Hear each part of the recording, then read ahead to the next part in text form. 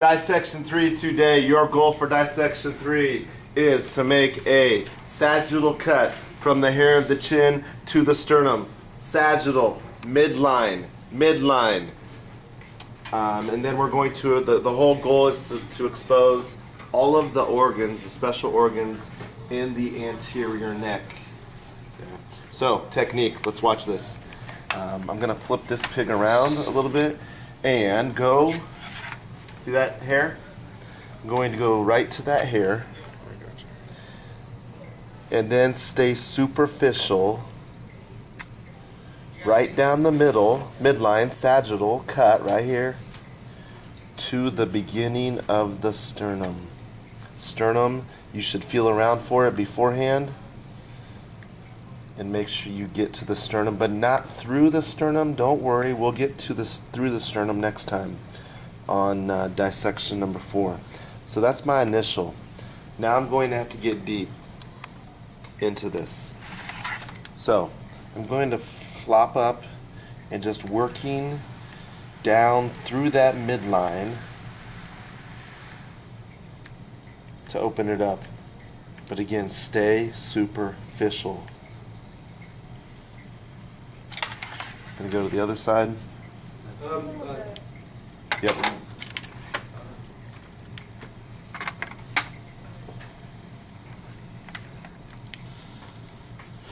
And a pocket will start to show itself as I get through the initial neck muscle. Y'all remember what the neck muscle is in this area? Probably not. It's been a while. No, it's there, but it's called the platysma, the superficial muscle that allows me to pull my lips down and back. I have to cut through that. We're not going to isolate the platysma. At this point, if you really focus in, which I will try to do, I am as deep as I want to go. And it looks kind of organish in there, right? So it's all about isolation. And there's a lot of connective tissue. So there is I know it's hard to see on the screen, but right there I am grabbing onto the larynx, the voice box, the sound producer, which got that air from the glottis on the previous dissection. Gonna break my probe out and start working the connective tissue out. Anything that is clear, probe does a great job of isolating. So the initial cut was easy. Really the tedious part is getting rid of this connective tissue. So one of these parts start to show up right now. I told you in the lymphatic system that the thymus gland was going to be huge in these pigs, and that's one side of the thymus gland. I'm touching this thing right here. Thymus gland function, where T cells go to become mature. T cells come from the bone marrow, they're immature, they go to the thymus gland to mature. Remember, T cells are warriors. They go and seek out wars, fights with other things. I'm going to go right down the midline next, and there are two parts to a muscle directly attached to the larynx, and that is called the laryngeal muscle. I want to work down the middle of those two parts of the laryngeal muscle, separating out the connective tissue. Very important that I expose the midline structures. What do laryngeal muscles do? I'm grabbing onto one right here. Laryngeal muscles move the larynx. Why would they move the larynx? Two things: swallowing, and sometimes when we speak, sometimes when we cough. So it's not a huge muscle. You've never learned about that muscle, right? We skipped over that muscle in the muscular unit. Laryngeal muscle moves the larynx.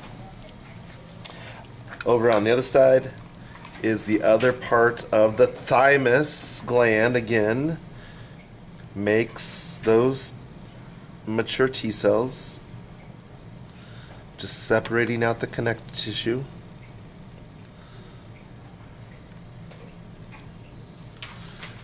Now,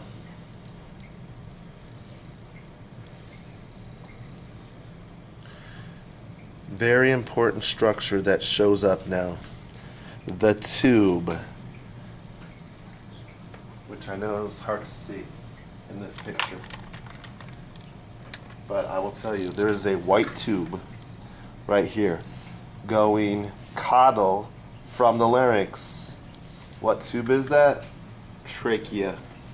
Trachea, windpipe, carries air to and from the lungs. Made of cartilage, hence it is connective tissue. There is another gland sitting right on top of the trachea. So, let me try to get some good light in here.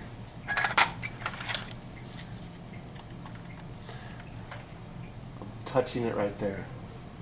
You can see it on the list. That's the thyroid gland. Thyroid gland we haven't really learned about. Here's what it does. Produces two important hormones called short form T3 and T4.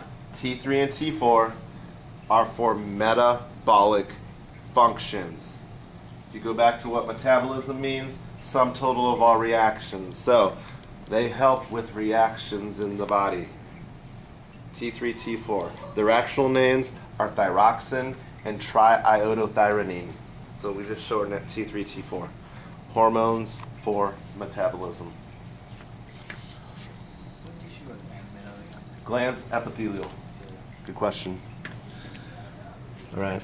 And then if I go, the most lateral structure today is my favorite muscle in the body, and I just isolated it right here.